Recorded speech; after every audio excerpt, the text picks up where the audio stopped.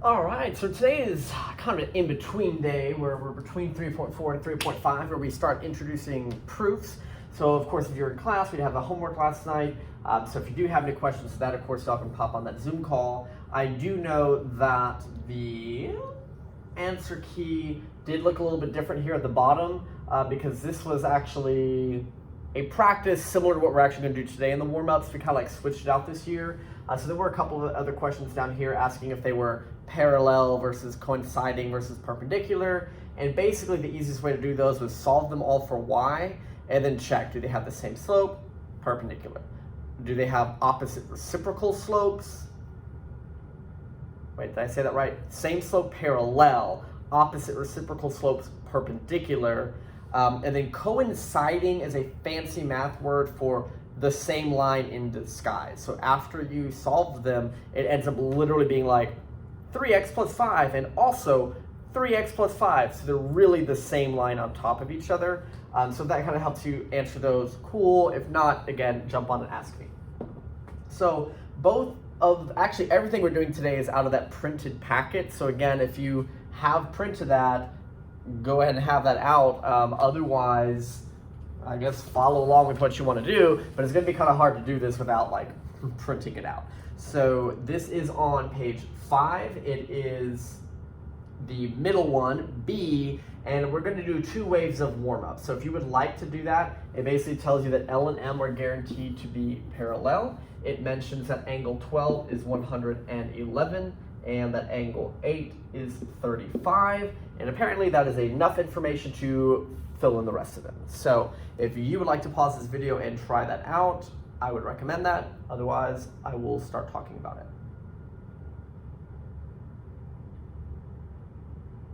Boop, boop.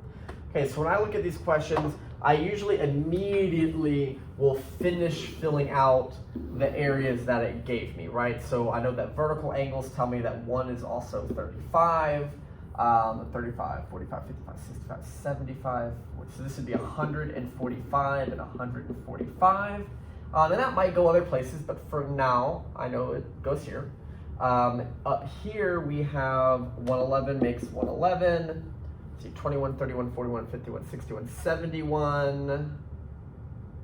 So that's 69 degrees. And now I want to start looking if there's anywhere I can legally copy those. Now, in order for them to be copied anywhere, they have to be corresponding, or basically I could slide to another parallel line. And so for example, here, if I tried to slide this way, there's nothing parallel to this one for it to go with. If I tried to slide this way, there's nothing parallel to this for it to go with. So this cannot slide anywhere. This one, I do have these 2 parallel lines that this can slide down to. So it turns out that this set is the same as this set. So 111, 111, 69, and 69 again. So at this point, it might sort of feel like you're stuck, but we have this triangle now in the middle, which I know has to add up to 180. So I know I have 35, I know I have 69, 9 plus 5 is what, 14, carry the 1, 7, 8, 9, 10. So 104 are what these 2 add up to. So the remaining is what, 76? Yes, 76 degrees. From here, I can fill these out, 76 and 76. That 104 from a second ago happens to be what these are. Again, part of that's because a line makes 180 and a triangle makes 180, so I knew that that was sort of what's happening. And then this can slide down to this other parallel line to copy them all. So again, we just wanted to give you practice of how to do that, see if any place got you stuck, see if you thought you could copy something in a place where you couldn't, that kind of thing. Okay, the next wave of the warm-up is I wanted them to go back and practice a lot more of those always, sometimes, never style questions. We've gone through a couple of them now over the other days, and this also is in the book. It's on page 11, and again, just a whole bunch of always, sometimes, never, and I would highly recommend checking through those. In class, I'm telling them to try 1 through 15, and those that maybe work faster than others, they can finish them, but 1 through 15 was the goal. So again, if you want to turn to that page and practice through these, I recommend it. Otherwise, I'll give you the answers here in a second.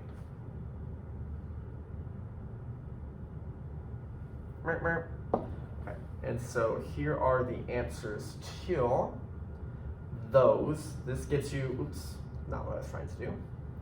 This gets you through the first 15. I was trying to move this out of the way. So there's sort of those. Obviously you can kind of check them. I know the main thing to keep in mind is that if it doesn't specifically refer to like something being coplanar, then we have to consider that it could be like 3D or above. So if you get to any of these and some of them are like, oh, you know, this might be something to jump on, you know, a Zoom call this week and just kind of check in on, unless you feel like you very confidently can understand why the correct answer is what it is and that you have something different. If you did happen to do more of them, just to have the rest of the answers, here's sort of the other ones. But again, other than like talking through all 21 of these, I'm pretty much just going to say, like, try to figure out why you maybe disagree with an answer, and then, you know, either email me or jump on a call about ones that you want to like just go through a little bit, as if you were going to go over a homework. Okay, so the next thing we're going to do today also happens to be in your packet. It is on page 14 in the packet. We are going to start talking about proofs involving parallel lines. And so today, and also again on Friday, we're going to talk about proofs, but today's proofs are more like, if I know it's parallel, can I make some vocabulary connections to agree that certain things are congruent, or etc. And then on Friday, we kind of talk about the reverse, like what is enough to prove they are parallel. So like I know if they're parallel, that certain vocabulary words do certain things. We talked about that in the last video. But this one, it'll be like, okay, what is the requirement list to know that they're parallel? But that's to come. So this particular problem, it mentions that L and M are parallel to each other. It mentions that angle 4, which is over here, happens to be congruent to angle 3. Is that enough information to mention that the measure of angle 1 is equal to the measure of angle 4? And really, there's a couple of things you can think about, but I know that in order to hop from this diagram to this diagram, I'm going to need to use the fact that the 3 and the 4 are congruent to each other. Now, I technically have choices. There's a shortest way to do this, and then there's other ways that would work.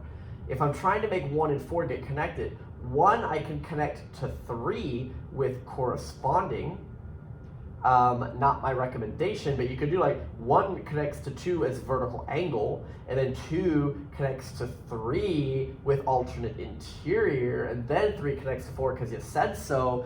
But I really think that that's the longer way to go, right? But in some of our bigger problems we might look at, sometimes there's more than one correct way to go that is the same number of steps. You just have to like pick one and go with it. All right, so let's go ahead and write my proof. My two givens are that L is parallel to M, and also that angle 4 is congruent to angle 3. Part of why I picked this example is specifically to notice that here we're talking about just angles, and here we're talking about the measure of, and that's a place where that like definition of congruent sign is going to possibly come into play to switch in and out. Now, if it just said prove that 1 is congruent to angle 4, we would not need that step. This is kind of like that one extra step we saw in the segment problems where we might need to switch it depending what they want. Okay, so what do we know? Basically, I know I'm going to have to make a connection between 1 and 3, so I'm going to identify them. What kind of angles are 1 and 3? So angle 1 and angle 3, the vocabulary word for that is corresponding angles. And so that is going to be definition of corresponding angles, right? Anytime you just see something, like I see a vertical angle, I see a linear pair, I see any vocabulary word, it's usually definition of vocab word. Now, what do we know about that? I know that that means they are congruent. And what we were writing down for our if-then statement there was that if we are in a parallel situation, which I am, and if I have a vocabulary word, which I have, then I'm allowed to know that the vocabulary word does what it does. In this case, congruent, but sometimes supplementary, sometimes anything else, depending what we do this year. Now here's the only thing that I'm gonna now start getting nitpicky about that I was not nitpicky before when we started introducing proofs. When we started introducing proofs, I let you connect transitive as like, well, 1 goes to 3 and 3 goes to 4, so of course 1 goes to 4. But now I'm going to be picky and say that transitive is supposed to always be in order. And I didn't make you put them in order before because we were just, getting our feet wet, learning the steps, but they have to be in order. So if I'm looking ahead and I want this to go 1 to 4, right now I have 1 to 3, but 3 to 4 is in the opposite direction than I technically need if we're being picky. So what I'm going to do is take this 3 and 4 and just literally turn them around. And when I do that, we've learned that that step is called symmetric. So depending on what's going on, I might not ever need to do that, but I might, it just depends.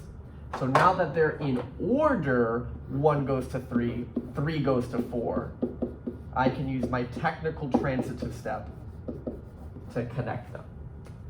So if they were already in order, this step would be removed. If all they wanted was congruent, I would be done. But because they're not, I have one last step that says, well, if they're congruent, then I know that their measures are equal, and that is definition of what the congruent sign is.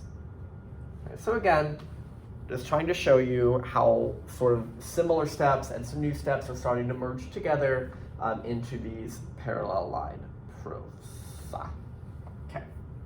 For number 2, I'm going to tell my class that if they're not going to write too big, I'm going to go ahead and do this one 2 different ways to show you things that might help you in just random questions, right? So there's some interesting things that's going on. Now it does tell me that J is parallel to K.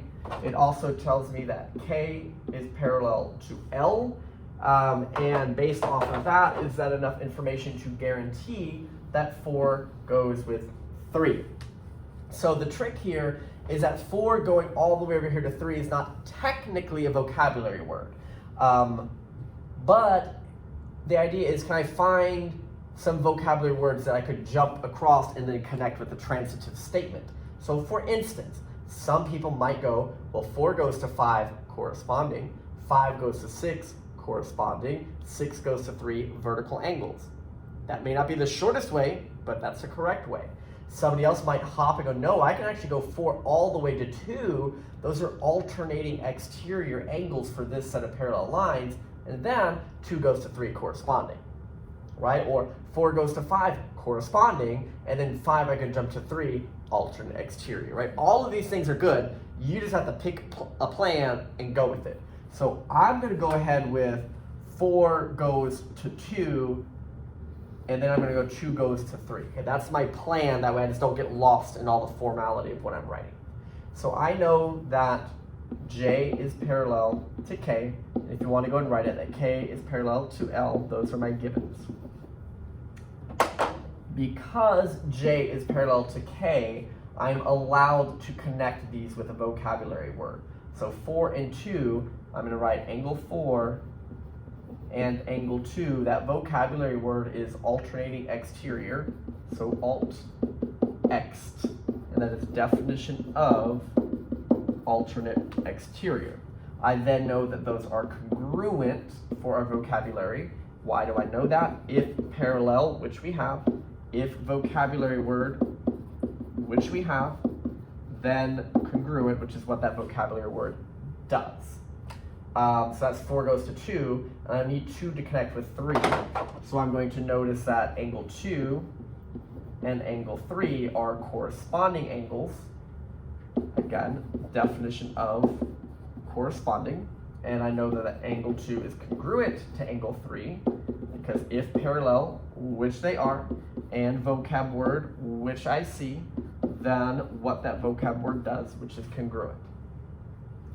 I check that my order is good. 4 goes to 2 and 2 goes to 3 is in the correct order, so I do not need to symmetric. Now, if somebody wrote these a different way, they might need to, right? But they don't, so because of that, I get to skip that symmetric step, and I can immediately connect 4 to 3 transitive, And notice here, they want an incongruent sign, so I don't need this flip it to equal sign with the definition of congruency. So we're done here. But you'll generally notice however many chunks of vocabulary you needed, it's basically all those vocab chunks transitive. Okay, if somebody likes to bounce around all over the place, they're going to have a lot more of these chunks. They might have to symmetric some steps and then finally get to their transitive, right? But that's just a general approach. Why I wanted to show you another one is there's sort of a shortcut, if you will, for this structure, right? So it's not going to work on every proof, but basically, if I knew that J, okay, I'm just going to show you, right? So J is parallel to K, and K is parallel to L, that's my given. This step right here is the magic trick. If J is parallel to K and K is parallel to L, I can know that J is parallel to L. So J parallel to L is considered a transitive step. Like I'm congruent to you, you're congruent to them. Like I'm parallel to you, you're parallel to them. I can actually connect that. Why would I waste my time doing that? Because if I can mention about J and L being parallel directly, it sort of allows me to focus on them specifically as if this wasn't even here in the middle. And so now the question just comes to, aha, there is a vocab word directly to connect 4 and 3 if I'm allowed to see these both as parallel, right? Because our statement always says, if I know those two in question are parallel, well, I know that they are. So it allows me to just directly say that angle 4 and angle 3, what vocab word is that? That is alternate exterior. Our alternate exterior definition of what an alternate exterior angle is. And then what do I know about them? I know that angle 4 is congruent to angle 3. Why? Because if those two lines are parallel, which we do have, and if they're a vocab word like alternate exterior, then they are congruent and it's in the right order. I don't have to convert it to measure of, so this would be done. So you'll notice the steps just feel a little shorter. And so that, like I said, it allows you to be able to jump vocabulary between those parallel lines instead of having to hop vocab words. Both are great, just different approaches that might speed you up depending on what's going on. And this last one, I just wanted to see one where the vocab word isn't the congruent because so many of them are. I don't want you to get confused and think that they always are. I also wanted to see at least another example that talks about measure and see how that might come into play. Now, I'm not saying it was a typo, but for the level of difficulty we're at today, I don't want this to say measure of angle 8 and 3. I wanted to talk about 6 and 3. So I just make that correction before we go ahead and get started. So I know that L is parallel to N, that is my given. And I want to talk about 3 and 6. And so 3 and 6 have a vocabulary word. I know that. Now also I'm going to think ahead, because I don't want to have to move things around. This says 6, and then it says 3. So I'm going to actually choose to write angle 6 and angle 3 are CIA. Okay, definition of CIA. Remember, CIA is when they were both on the same side of the transversal and they are interior. What do I know about CIA? Angle 6 and angle 3 are supplementary. And I know that you want to probably just jump to, well, they add up to 180 because that is generally what I know about them. But from a proof standpoint, up here we talked about, okay, if they're parallel, if a vocabulary word, then I know they are congruent. This is an example of if parallel and if CIA, then supplementary, right? The other day we wrote on our little list of things that we can say they're congruent or we can say that they're supplementary. And if we were done here, then we'd be done here, okay? But instead, I'm just going to convert it to measures. So I know that measure of 6 added with measure of 3 adds up to 180. And this is what we've been calling definition of supplementary. It's also what we've called if supplementary, then 180, depending which way you're kind of thinking about it or which one kind of makes your brain happy. And for this proof, I'm actually completely done. I was trying to see if there was a way to jokingly quickly talk about 8 and 6. If it really was going to talk about 8, the general idea is you would have to notice that 8 and 6, I'm not going to write this formally, I'm just going to kind of quickly talk about it because we might have to do something like this at some point. I would talk about angle 8 and angle 6 being like vertical angles, like definition of vertical angles. And I would know that those are congruent because if vertical angle, then they're congruent. And then I want to substitute this, so it needs to say measure. So I'd say the measures are equal, and that's definition of congruent sign. And then what I could finally do is say, okay, I can take this statement we got to earlier, and I can literally replace 6 with 8 and say that the measure of 8 plus the measure of 3 is 180, and that would be a substitution step. And the reason I kind of had to do that is that 3 and 8 are not connected by a vocabulary word, like one's interior, one's exterior, like it's not a vocab word that we have to use. And so again, I'm just kind of pointing that out. Like what I wanted to really look at today was just getting here, but if I need to replace one, you might have to bring it in, get it into measure mode, and then replace it out. Okay, so that is kind of answering the fixed question and also answering the way it was originally. And I'm sorry I got really sloppy, and that was just to like show you how to do it. Okay, now the homework today is not actually about proofs, and it is in your packet. It's on page 19. So again, a lot was in the packet this time. It's a list of problems that I think are very good. That's technically on 2 pages, but I just want you on page 19 odd, so that means like 1 through 11. So 1, 2, 3, 4, 5, 6. I'm only asking you to do 6 questions. They probably don't really fit on here, at least some of the harder ones. But I like these questions because they're a blend of like regular algebra. They are a blend of factoring.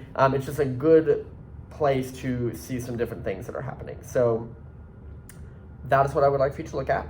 And just remember that these are not proofs. So know that the notes today were proofs. You're not writing proofs for these. I just want you to find the vocabulary, know are these things congruent? Do they add up to 180? And like work through the questions. So that's what I want you to practice on. There is a quiz tomorrow. The quiz tomorrow does not include proofs because we kind of just talked about them today. But the quiz next week definitely can, right? So it's a lot of this algebra math that we did on another day that I'm asking you to practice again here is on there. Always practicing, you're like always, sometimes never. We just practiced yesterday like parallel and perpendicular lines and writing those different kinds of equations. So I would definitely I'm looking this way because I'm looking at my calendar over here. Just to kind of remind myself what we talked about, right? And just all the vocabulary words that go with like corresponding, all that kind of stuff. So that is what I would definitely make sure you know. Feel free to glance through any of the warm-ups or any of the little stuff we've already practiced in the book, all as good places to study. All right, have a good day.